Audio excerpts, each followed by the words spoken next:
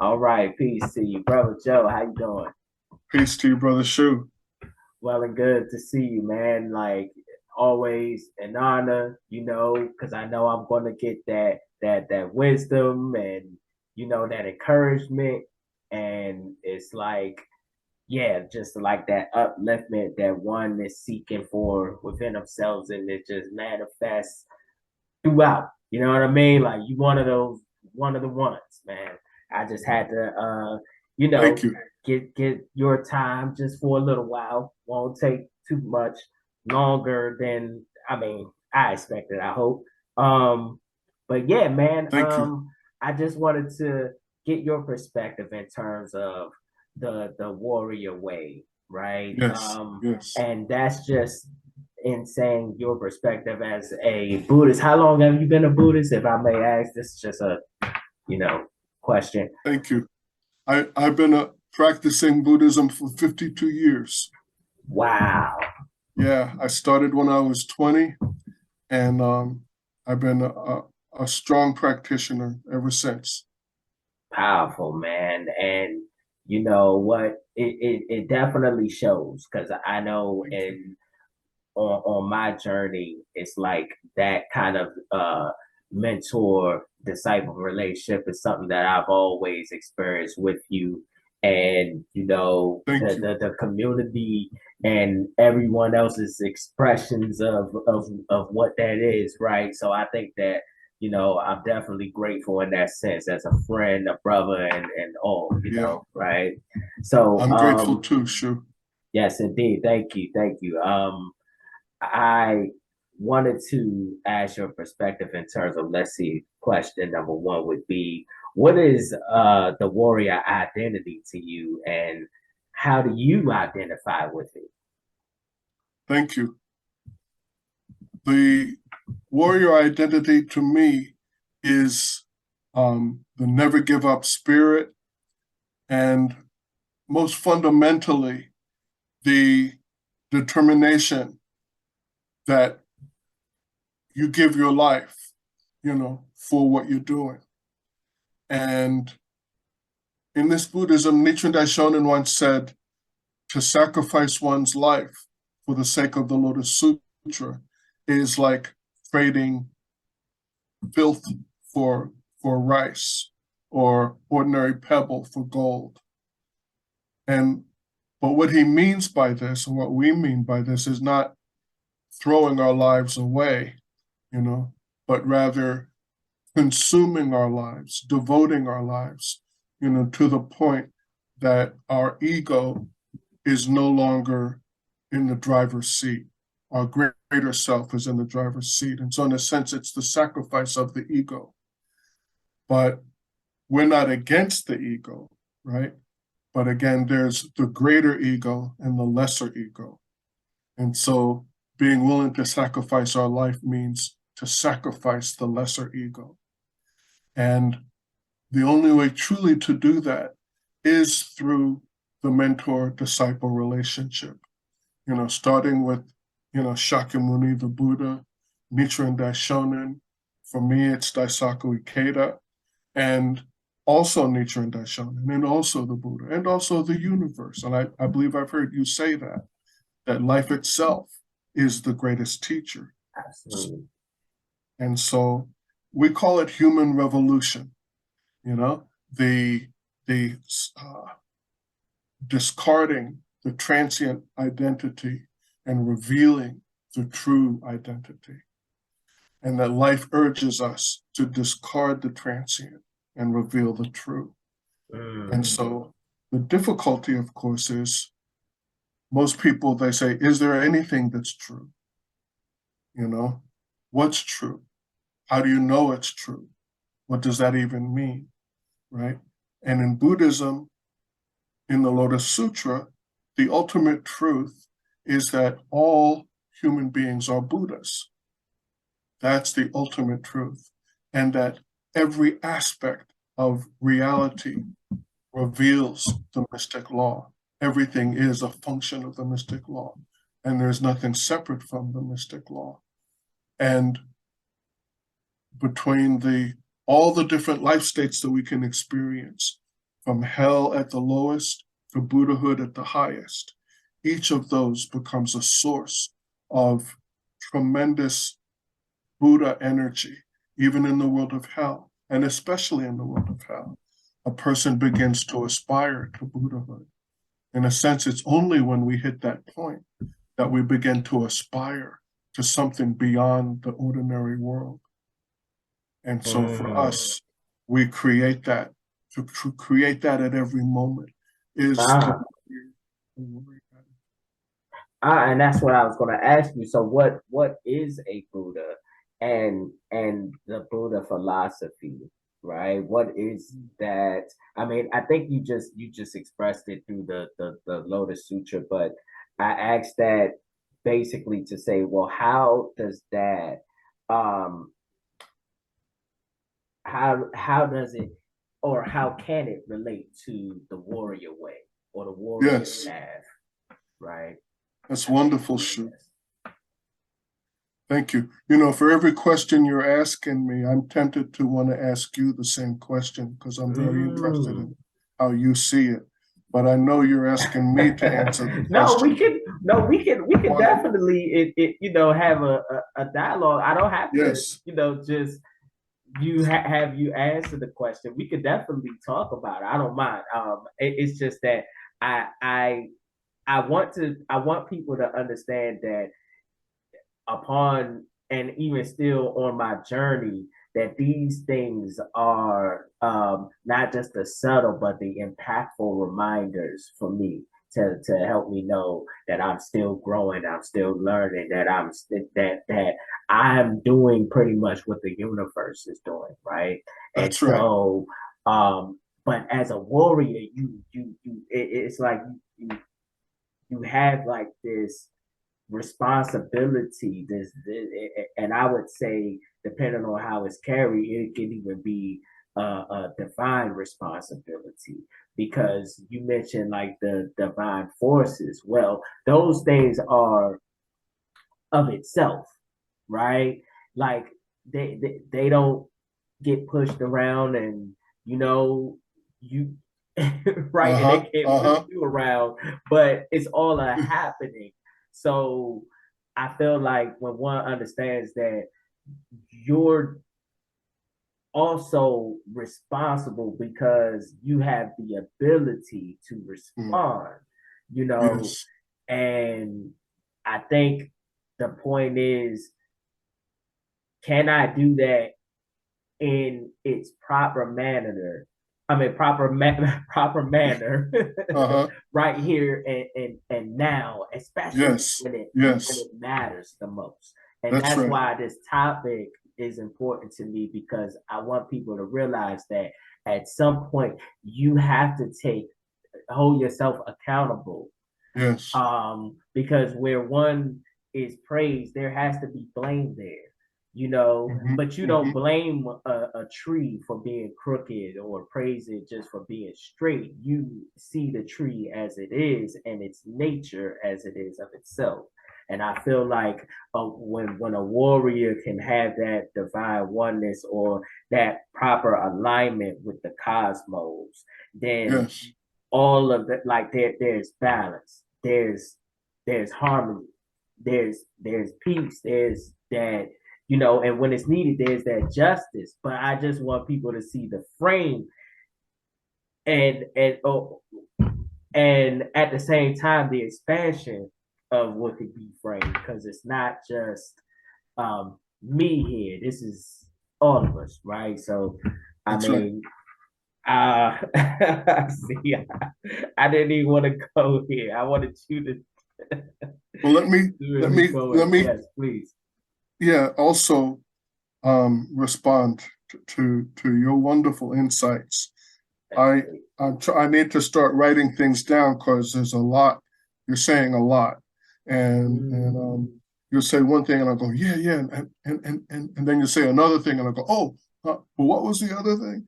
So, but one of the things that comes up is um, one would think that with the warrior determination to be willing to sacrifice one's life would come a cheapening, a diminishing of our sense of the value of our own lives, you know.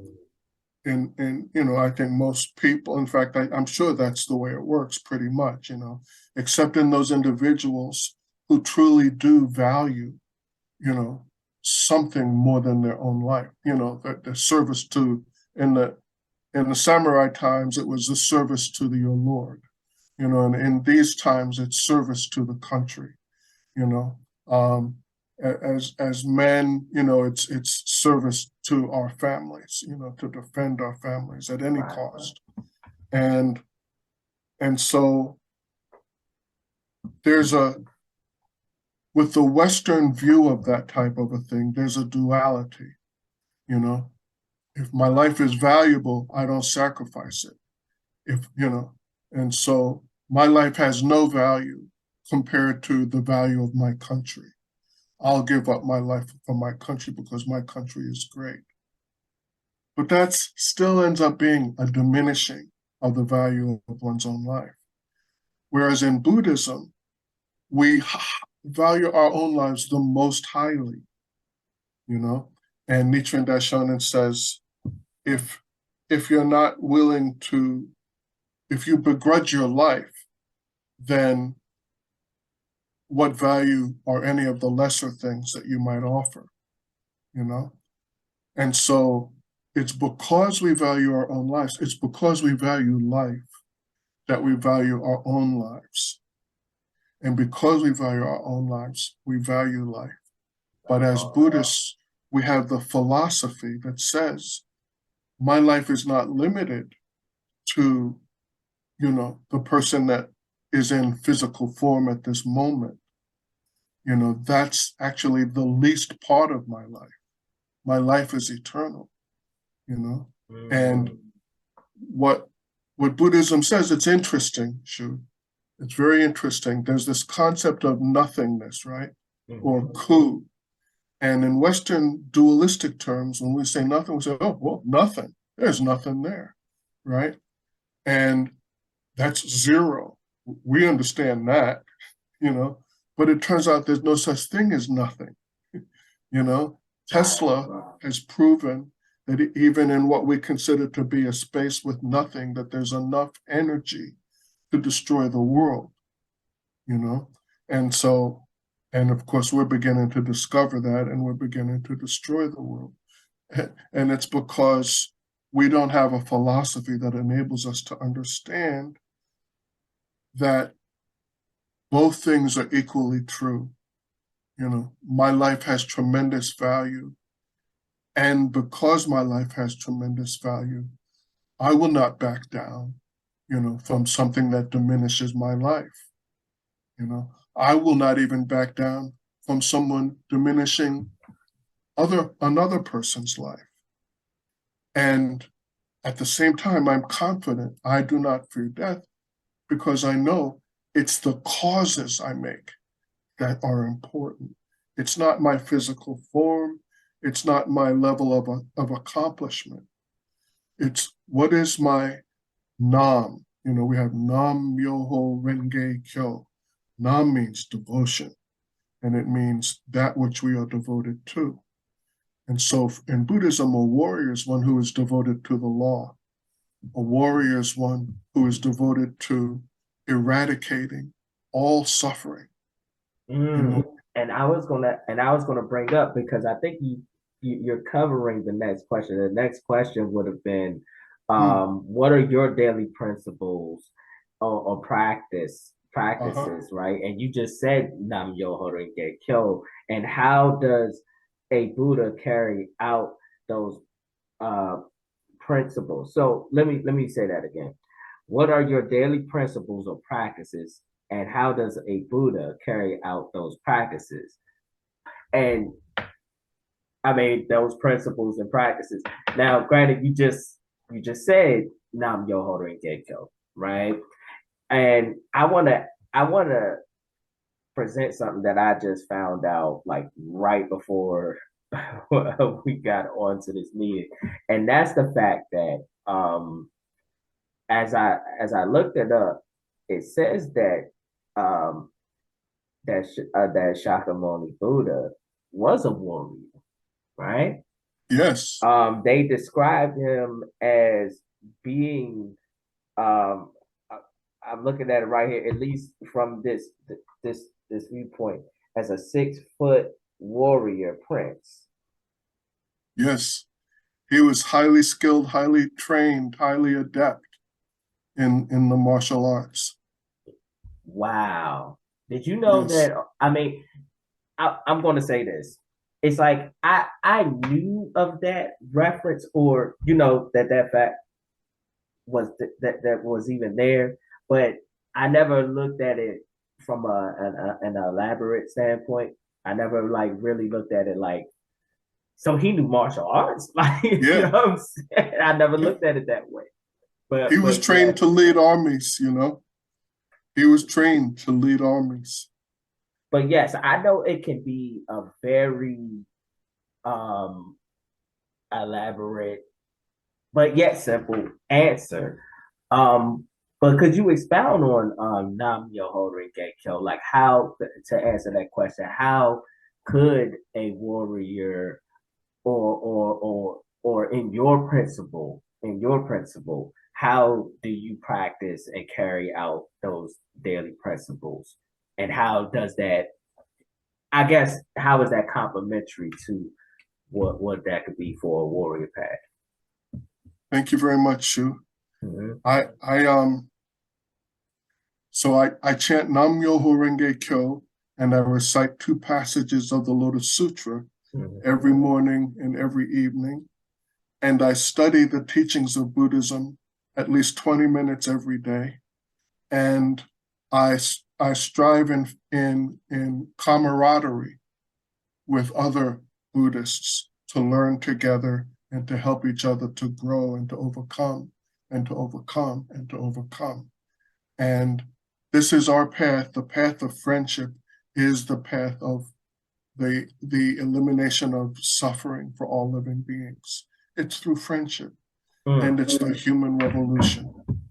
And so with this Buddhism, the friendships can be very, very pure, because instead of you have a friend, but you can't help your friend, and your friend doesn't want to be helped, and they can't help themselves, or they're trying everything they can, but they're totally stuck, and their suffering is too intense, and all they want is you to help them escape or whatever, right? And then things become a little bit corrupt. Next thing you know, they're bringing you down. Next thing you know, you're bringing them down in the name of friendship.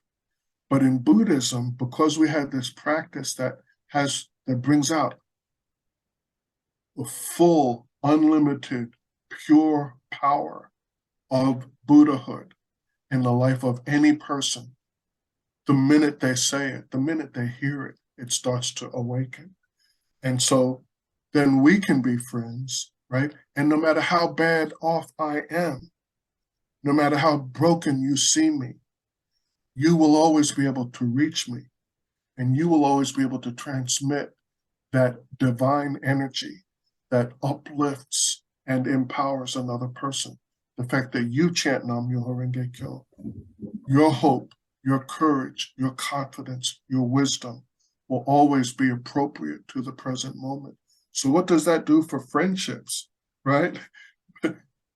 One person having that is great. 2 people and their friends, I mean, what is there that can go wrong? And so, um, the way I use it though is, say, I have limitations in my mortal frame. In some certain situations, right? I have ADDHD. That kind of makes me a poet. So I'm great, for enjoying the process of writing poetry, and other people love my poetry. But when it comes to counting beans, or, you know, anything involving math or technology, I'm kind of like it kind of alien. It feels alien, and I'm in the computer field, and so it's a field that from the beginning felt very alien to me. Mm. And so when I began, I had a lot of failures. But I began with the determination that I was going to create this magnificent company that would have the happiest workers, and that would become a source of hope for the world. That was my determination at the beginning. Then I got into it. Turns out I'm no good at it. I don't like it, and I've got ADD. And at the time, I was suffering from extreme exhaustion all the time because of undiagnosed sleep apnea. And so I would be falling asleep at the job, falling asleep when I'm driving, falling asleep all over the place. So to power myself through that, I had to really learn how to get the utmost energy from chanting Nam Myoho Renge Kyo, because even sitting down to chant would make me sleepy, and then chanting in a monotone, Nam Myoho Renge Kyo, Nam Myoho Renge Kyo, that could make you sleepy, And so I had to learn how to feel it more deeply. I had to learn to feel it so deeply that it would just give me that energy, At first, I had been depending on Ritalin, an amphetamine, and I became dependent on that. But instead, I learned to substitute the energy of Nam Myoho Renge Kyo. So I stopped having to use that a very long time ago, and I was able to be successful in the field. But even today, go. Oh, I was just going to ask you. So based on those principles, does Buddhism have a culture, and how does the warrior way play out within that culture? Now, we spoke on something like this the other day. I mean, in that example, I guess is what I may request, if you could maybe use that as an example, because that kind of a question, I feel like we absolutely know, but I want you to still explain that there is a culture. But please explain that. Please help me to remember. I don't remember what example you have in mind, Shu. Please go ahead. Well, we know that let's go back to it. Based on the principles that you go by, that Buddhism does have, I mean, if you want to say, depending on the practice, the many practices that there are, it does have a culture. So yes. I'm asking from your perspective, how or what you know of, right? How are those? How is that? Uh, how does the warrior way play out within that culture? Okay. Right. Okay. Well, let me give an example. There's one example of the founder of our movement, of our modern day movement, Daisaku Ikeda, traveled to America to begin to spread Buddhism here. He wanted to plant seeds of culture and of wisdom and of doctrine here, because he felt that the United States needs to lead the way in the eradication of suffering in this world, because we have the greatest mix of so many different cultures. So when we get it together, the whole world can get it together. And so he went to this park in Chicago, which was at that time a very openly racist society. This is like 1962 or something. And he was just in the park, and he saw these children playing. These children were kicking a little ball, this little teeny children, maybe 4, 5, 6 years old. And I don't know how old, but they were just innocent children playing. And there was an elderly man watching them. Of course, these people are all white. The man is white, the little boy is black, he's brown, whatever. He was watching the children play, and he was like itching to join them, but none of them invited him to join them. And Sensei was watching, and then at one point, one of the other kids, like he fell down or something. And so the little brown boy who'd been dying to play with them but was never invited, just kind of left like, that's what happens or something, who knows, right? But he kind of laughed some kind of way.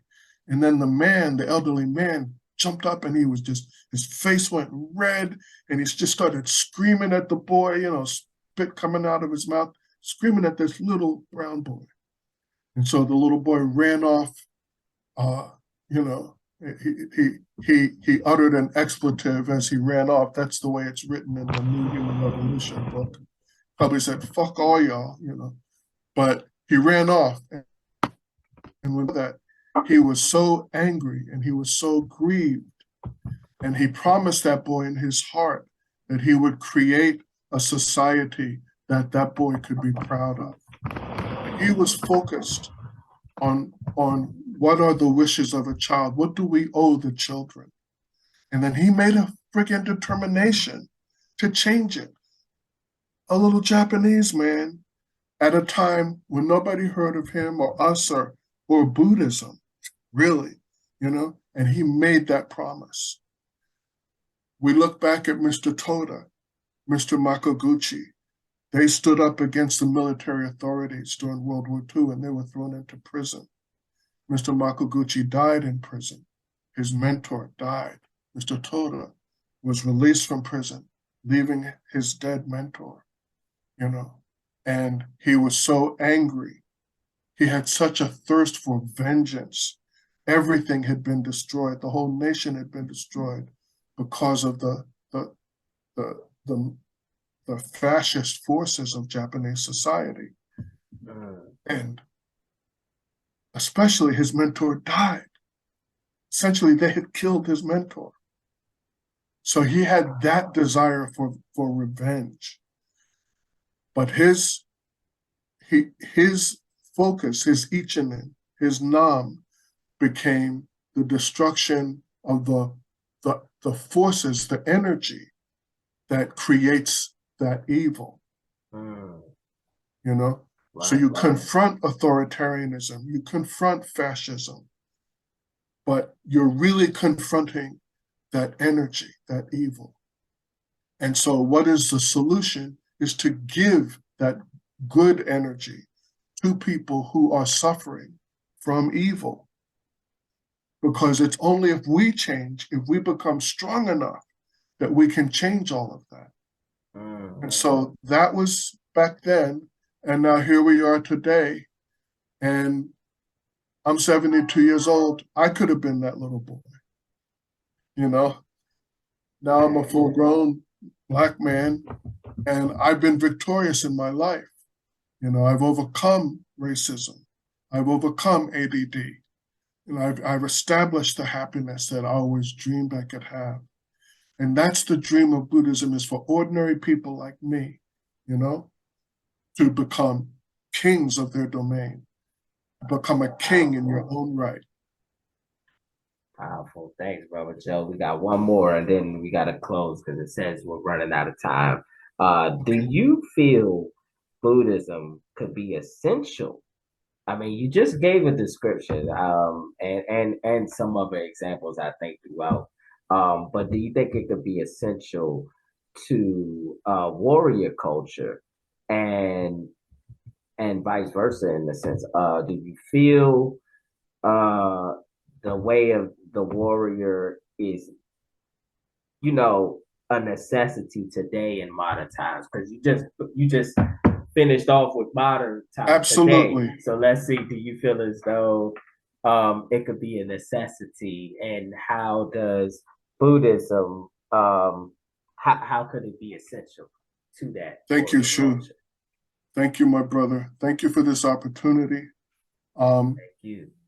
There's one aspect of it, which is we don't back down from evil. And the mission.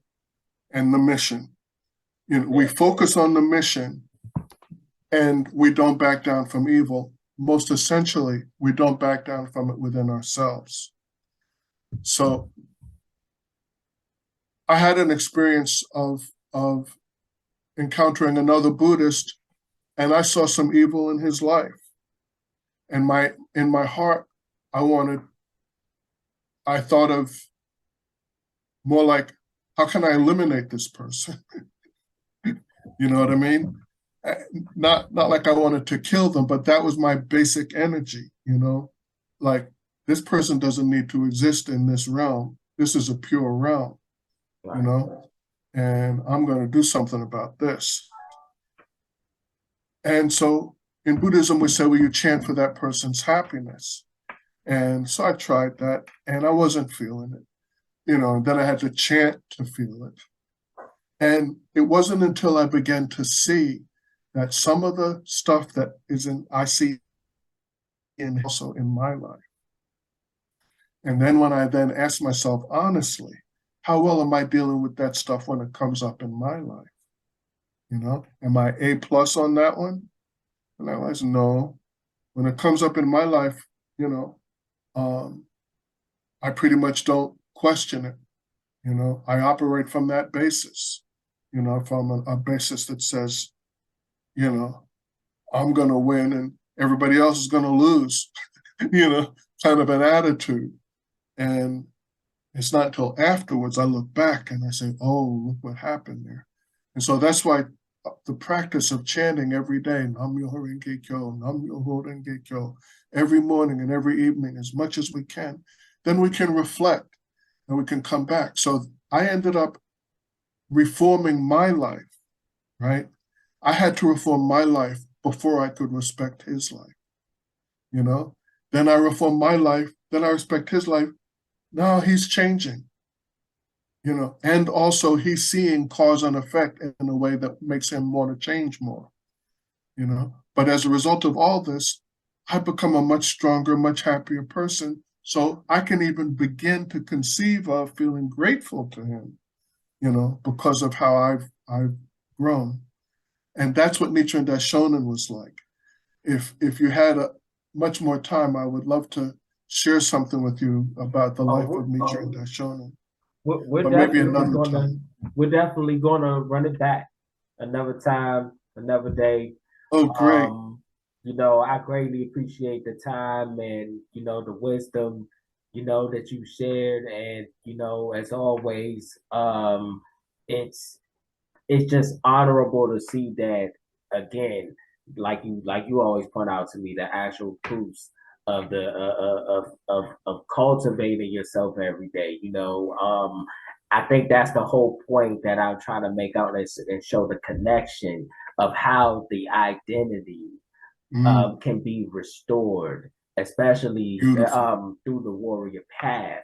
When Yes. one understands, like, okay, it's not something that's always taught, it's there, it just needs to be remembered, identified with, and actualized. And it's based on the fact that we have that defined responsibility. We are, and um, the all that we're in is the divine, and there are divine forces and things of that nature. So sharing that reality, how one responds, it shows their actual proof, their truths, right, that they Yes. may live by, right. So Yes. all I'm saying is this is to restore that identity, something that has been dismembered. um, Yes. this is to take the proper steps and daily principles Mm-hmm. to go by each day to cultivate oneself. And then when the time is right, we I mean, which is now, all of that happens now. So That's that's right. where the actualization takes takes place. And I mean, as long as we can see that that's what we share common ground with today, based on what's needed, Uh, then I feel like, man, that leads to refinement, to mastery, that's right? right. That's And beautiful. Yeah. yes, sir. Yes, sir. I greatly No, appreciate you it, have brother lived Joe. it, Shu. I have watched you live it, and I'm very honored to be associated with you in this venture right now. And I sure enjoy us talking together. And our talks always get to be so far-reaching. It's appropriate that we record them. These are significant discussions for me, and Yes, anybody could enjoy our discussions. absolutely. Thank you, brother Joe. Thank I'm you, Brother gonna Shu.